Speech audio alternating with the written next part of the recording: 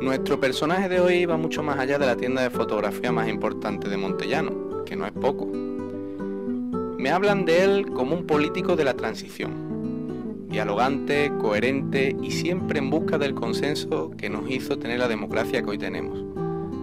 Hoy nos sentamos a hablar con Rafael, y aunque no lo crean, su segundo apellido no es Teruel. Dicen que las tendencias desaparecen, pero el estilo es eterno. En el trastero amueblamos tus ilusiones con encanto.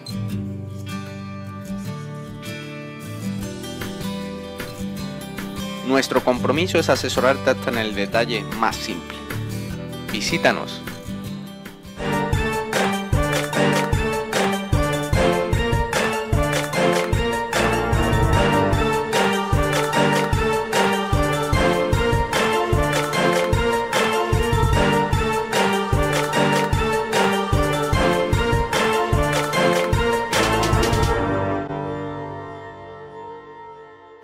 Bueno, Rafael, bienvenido a este segundo programa cara a cara aquí en La Posada, una semana más. Bienvenido. Pues muchas gracias. Yo desde luego estoy contento de encontrarte a ti aquí también. Por cierto, antes de empezar la entrevista quería aclarar que no es Rafael Gómez Teruel, sino Rafael Gómez González. Exacto. Una curiosidad que muchos montellaneros no están al tanto. Sí, mi madre se llamaba de apellido González, Jacoba González Vázquez. Los Vázquez, mi abuela, los Vázquez proceden de la serranía aquí cercana, tanto parte de Coripe como acercándose a Algodonales. De eso quería hablar también porque no eres de Montellano, naciste en Morón, te criaste en Morón y quiero preguntarte por cómo fue esa infancia. Allí en Morón también siempre al lado de una figura como la de tu padre, que fue un hombre destacado en la fotografía aquí en la zona sevillana y que al final pues acabaste, digamos, heredando la afición, ¿no? Sí, porque verás, los oficios familiares tienen trascendencia muchas veces por la necesidad. Yo estudié allí en Morón, en una academia, yo suelo hablar mucho de ella porque era una academia muy libre y estoy contentísimo de poder recordar cosillas de ella, ¿no? Pero luego, andando el tiempo, empecé una carrera técnica y mi padre se puso mal de la vista. Yo tuve que venir de Madrid, que era donde yo estaba estudiando, y bueno, y ya después me vi con una edad que digo, yo no tengo edad de reengancharme a hacer algo, y entonces me fui a Alemania y estuve allí 3 años. ¿Cómo te acaba gustando una rama como la fotografía, que supongo que por aquella época no estaba en el mismo contexto en la de ahora? Es decir, ahora yo por ejemplo tengo muchos compañeros que son aficionados a la fotografía, sacar la fotografía perfecta, estar en el momento justo, pero ahora digamos que es más fácil porque con cualquier aparato se puede echar una foto. En aquel momento, además de la afición por tu padre, ¿qué te hace a desarrollar tu vida en torno a esa profesión? Pues esto sí que lo tengo clarísimo. Es que yo nací en una casa de fotografía. Mira, mi hermano naturalmente fotógrafo, mi hermana no, porque era la más pequeña y entonces ya en mi casa había 5 hombres trabajando, aparte de mi padre, mi hermano y yo. Y o sea que aquello era de una actividad grande, no era como ahora una casa de fotografía que está a lo mejor una persona o dos, y si tienen tienda, pues hay más actividad. Pero que el fotógrafo de antiguo no ha tenido nunca tienda. Bueno, luego llegas a Montellano, ¿con qué edad aproximadamente? No, yo me casé y me vine a Montellano. Yo me llegué aquí con 28 años. Y acabas incluso con el transcurso de los años, cuando comienza la democracia, siendo alcalde.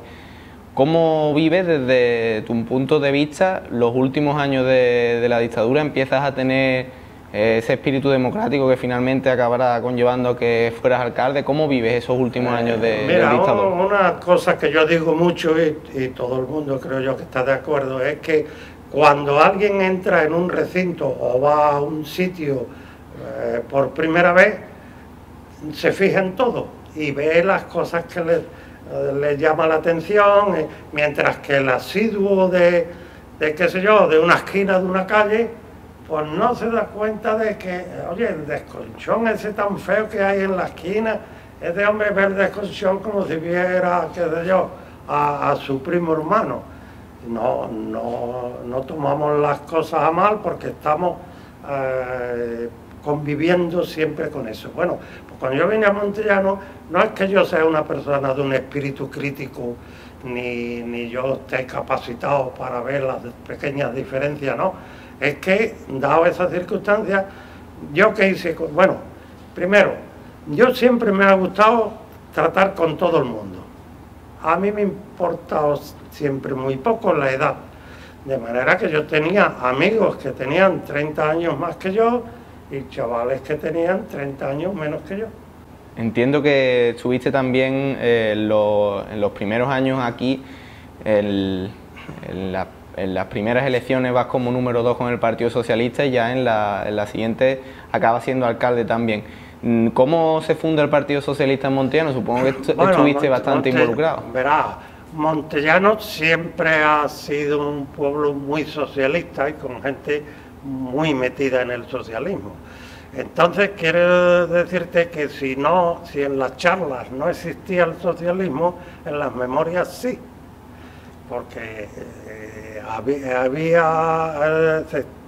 ocurrían una época que era mejor muchas veces no hablar. Mucha gente, los que teníamos una edad más joven, pues teníamos ya hecho, qué sé yo, habíamos puesto un muro entre lo que pasó y luego, nos parecía, pero había muchísima gente que, no en el sentido de temer, sino incluso de los de reivindicar todavía más, porque verá, ¿qué hice yo cuando llegué a Montellano? Bueno, pues intentar hacer fotos y ya está, pero digo, bueno, me voy a apuntar al casino, porque yo tengo que conocer a la gente y me apunté al casino y estaba yo pues, con las convivencias que podía, ¿no? Bueno, pues en el casino conocí yo a Manolo Figueroa y de momento se declaró como una persona sensata. Si no era de izquierda, era una persona que sentía las cosas que suelen pasarle ¿Sobre qué año estamos hablando de esto? Recordamos pues que Manuel Figueroa fue el primer alcalde de Montellano. Sí, lo recordamos porque además lo llevé yo. Hablé con él en el casino, digo, tú tienes que... Porque yo tenía 5 hijos pequeños. No era de Montellano y yo no tenía derecho a jugar con la vida de mis hijos, en el sentido de que yo no sé si yo no iba a poder darles de comer porque el negocio se me viniese abajo por haberme metido en política, como algunos me lo vaticinaban. Cuando me hablan de ti, te definen como un político de la transición, en el sentido de esto mismo que estás hablando, cuando ibas al casino, el diálogo, relacionarte con todo el mundo, hablar, esos ejemplos que la transición... Podemos ponerte a ti aquí, claro, por ejemplo, sí. Podemos poner, por ejemplo, a nivel nacional a Adolfo Suárez a la hora de consensuar con todos los partidos políticos, que ahora lo vemos como algo muy complicado. Y me llama mucho la atención en esos años en los que tú estuviste allí, sobre todo, la anécdota de cómo conseguís comprar el castillo de Cote a lo largo de los años. Cuéntame un poco esa historia, porque siempre es muy llamativa. Sí, yo en política siempre he querido tratar a todo el mundo igual, porque la diferencia de lecturas que uno hace de la vida de otro es simple, es una diferencia de opinión que cada uno tendrá sus bases para tener esos resultados. Y entonces yo no soy quien para criticar a uno de derecha. Lo del castillo de Cote, yo lo menciono mucho, oye, porque me da me da pena algunas veces de que tú sales ahora mismo a donde sea, a cualquier calle del pueblo y le dices, mire usted, dígame usted los 3 últimos propietarios del castillo de Cote. Y ni idea. Mucha gente no sabe que es del pueblo. Y bueno, yo lo compré porque, verá, yo siempre he valorado mucho ese tipo de cosas y en general no se valoraban, ¿eh? En general no, en general. Aproximadamente en el año 66, 67, por ahí, se pusieron en venta miles de castillos en España. Todos los castillos que el Estado consideraba que no tenían interés para ellos. Y bueno, y se vendieron muchísimo. El sistema de venta era pública subasta. Y yo hice un seguimiento de la subasta del castillo de Cote porque, primero, que es una maravilla, segundo, que era lo nuestro. Y digo, pero si eso tendría que ser pero claro, el ayuntamiento de entonces no tenía un verdadero duro. Pero sobre todo el hándicap mayor era que no le veían la utilidad. Oye, un castillo que está ahí, que no se lo van a llevar, yo ¿para qué lo voy a comprar? Y lo vamos a seguir viendo aquí. Bueno, pues pudo ocurrir que no hubiéramos podido seguir viéndolo. Yo iba al ayuntamiento casi todos los días porque yo era amigo de Juan Pérez de la Rocha. Pues resulta de que con motivo de ser amigos los dos, pues yo muchos mediodías lo esperaba a las 2 o 2 y media de la tarde. ¿Y qué hace una persona en un ayuntamiento o en un juzgado cuando está esperando a alguien? Lee los tablones de anuncios. Y el tablón de anuncios era gran conocido mío. Y salió el Castillo Cote, que salía a subasta. Salió por 3 veces. Y a la tercera lo compraron 3 estudiantes sevillanos que cuando yo acudí a ponerme en contacto con ellos ya eran o profesores, vamos, tenían sus carreras terminadas. Pero entre uno de los componentes, de los dueños, todos eran extraordinarios y todos estaban, bueno, al final lo vendieron, ¿no? Pero tenía un problemilla y era que se venía con la familia todos los fines de semana a subirse en el castillo. Y una vez un chaval de él se partió una pierna, se cayó, no sé, de mucha altura no fue, pero se dobló y se partió la pierna. Y entonces la madre dijo, se acabó aquí subirse en el castillo. Y entonces ya había vía libre para la venta. Y yo me reuní con ellos varias veces y la última hicimos la venta. No recuerdo yo las cifras exactas, pero el castillo se compró por aproximadamente por $250.000 de pesetas, 250.000 pesetas, algo así. O sea, una verdadera ganga, que yo era tirado, vamos. ¿Se hacen las cosas distintas en ese sentido a cómo se hacían hace 30 años en comparación con cómo se hacen ahora? ¿Ahora lo estamos haciendo peor, de manera distinta simplemente? O... Verás, yo no quisiera entrar en ese vericueto, porque, hombre, yo puedo ser todo lo egoísta que yo quiera, pero que yo no hacía nada más que lo corriente que hubiera hecho un tío corriente.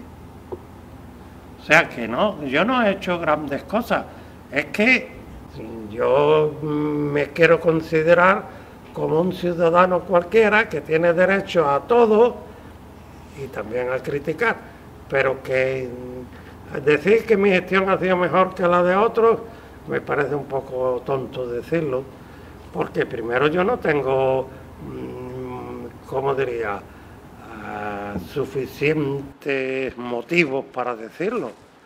Y que eso, hay, por ejemplo, ahora mi amigo Curro, el tío es un fenómeno y que era mi predilecto, que yo de ellos, este es el que tiene que ser alcalde.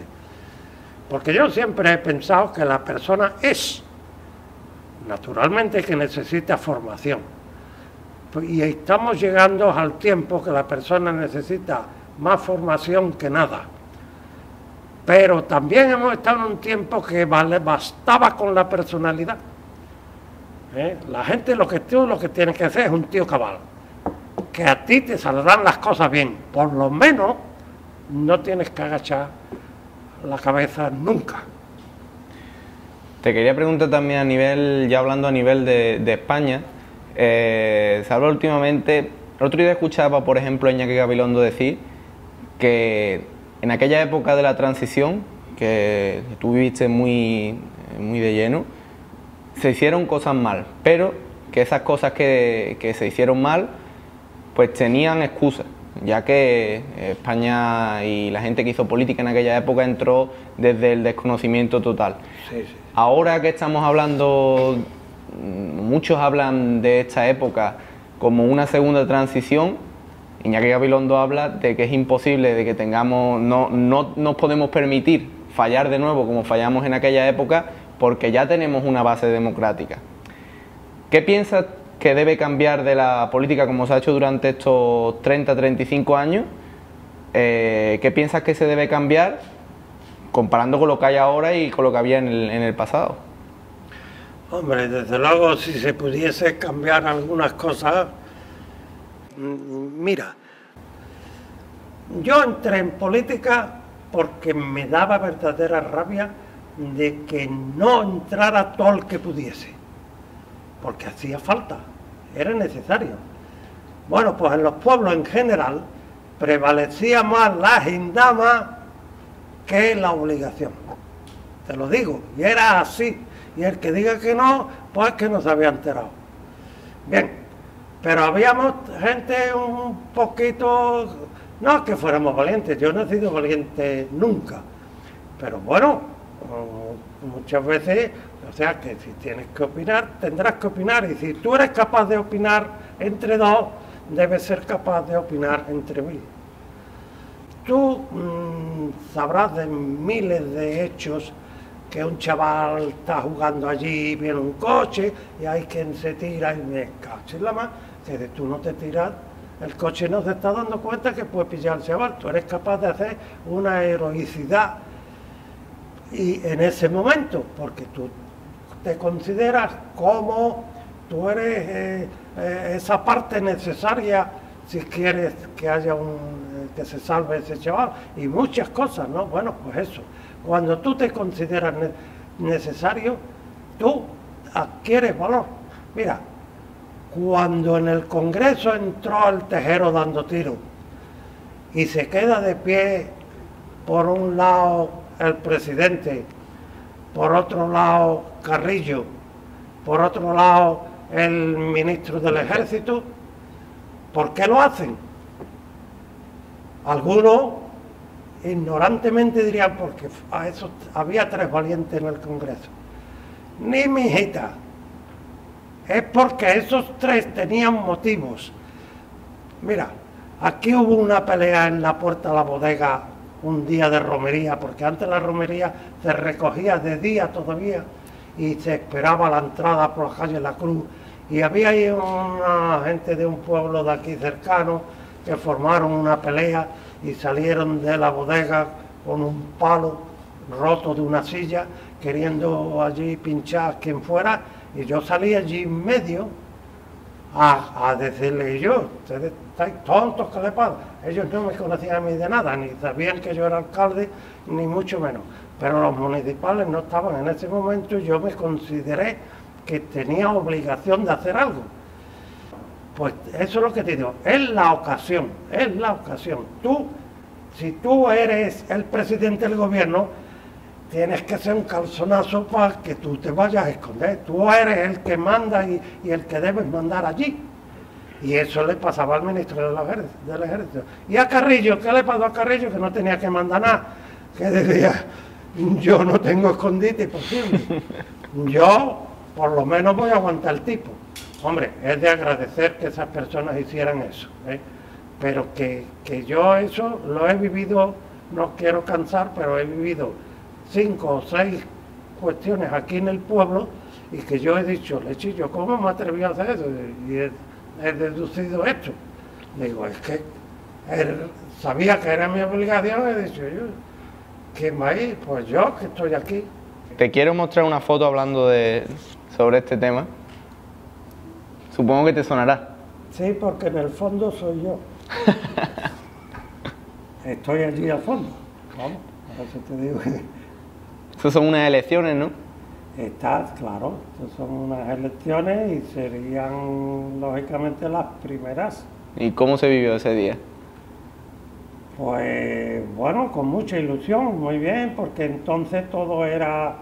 Yo he vivido no solo el día de la elección de alcalde y eso, sino plenos muy sustanciosos, que con muchas cosas. Y, bueno, cada uno tiene recuerdos en su vida.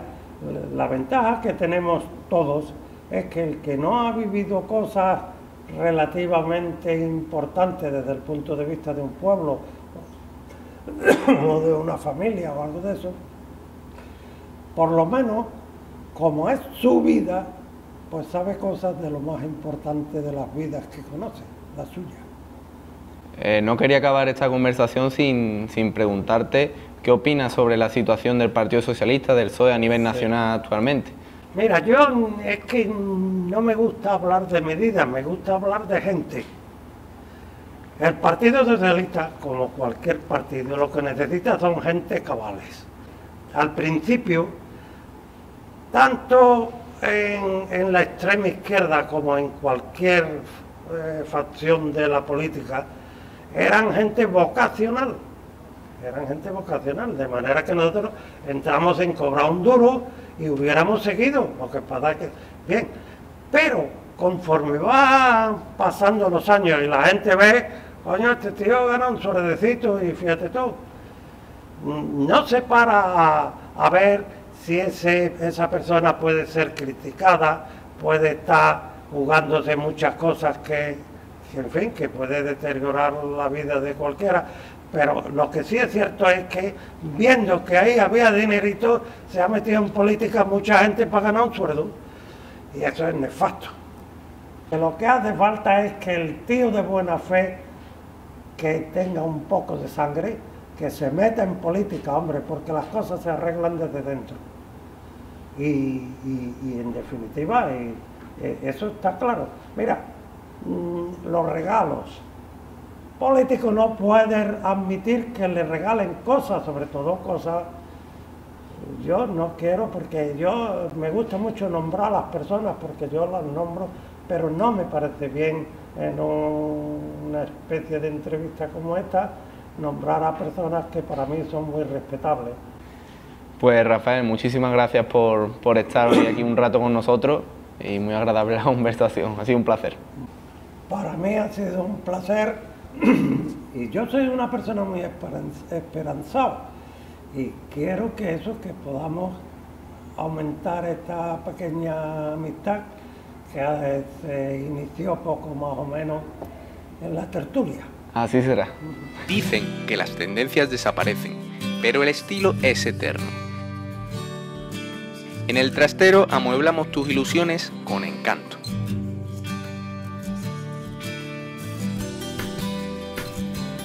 Nuestro compromiso es asesorarte hasta en el detalle más simple.